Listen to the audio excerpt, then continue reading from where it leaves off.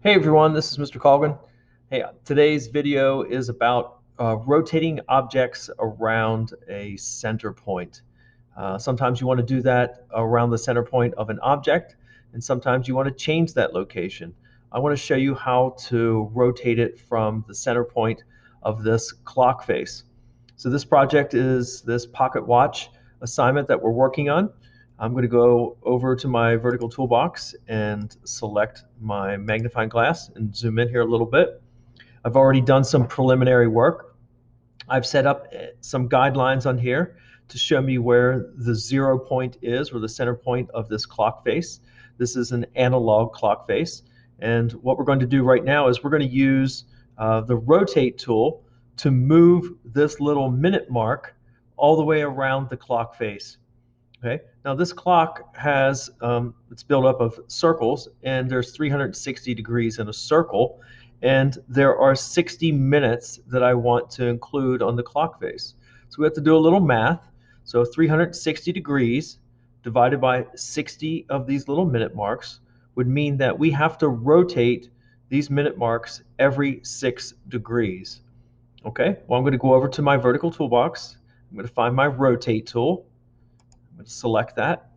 I'm going to come back to my clock face, and you'll notice that I don't have this object selected, so I'm going to go back and get my selection tool, select that little line. Now I'll go back and get my rotate tool, so the object has to be selected. When I select it and I get my rotate tool, you'll notice that there is a rotation point in the middle of that little line. That's not what I want to do.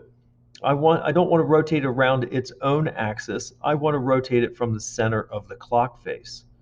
So with my rotate tool selected and the object selected that I want to rotate, I go to the center, and as I said, I put some guidelines on here. And I can't just click at this point. I need to change the rotation point. In order to change the rotation point, I have to hold down the Alt key on my keyboard. And as soon as I hold that down and continue to hold it down, you'll notice that there's a little line, or a line created by some little dots in the bottom right of the crosshair. So I'm still holding down my Alt key. I click one time, and it opens up the rotate dialog box. Now let's go back to our math problem. We said there's 360 degrees in a circle. We have 60 of these lines that we need to make. So we need to, 360 divided by 60 is 6 degrees. So I'm going to type in 6.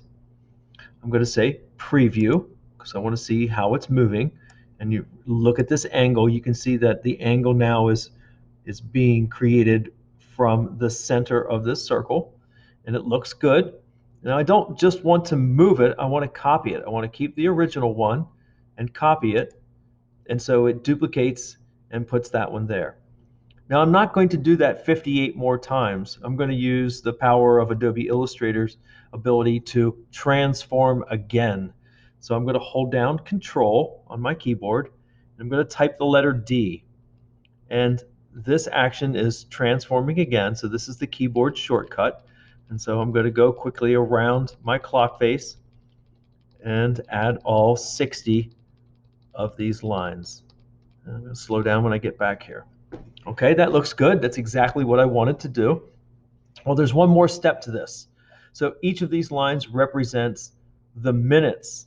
Well, I want to take the 12 where the hours will be, and I want them to stand out a little bit. So I'm going to change them just a little bit, and then I'll come back and I will rotate them and use the same process. So I'm going to get my selection tool. I'm going to select that top center minute mark, and in my transform at the reference point, I have the top center anchor point selected. So I'm working with, or I'm holding the top of this little line.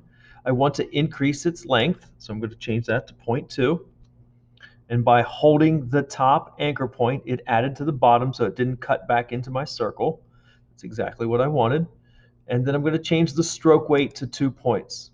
That looks good. Okay, now I have everything set up and in the position that I want it. So let's go back and do a little math. We have 360 degrees in a circle. Instead of making 60 of these, this time we only need 12 of them, 12 hours on an analog clock face. So 360 divided by 12 is 30 degrees. So I'm going to go back and get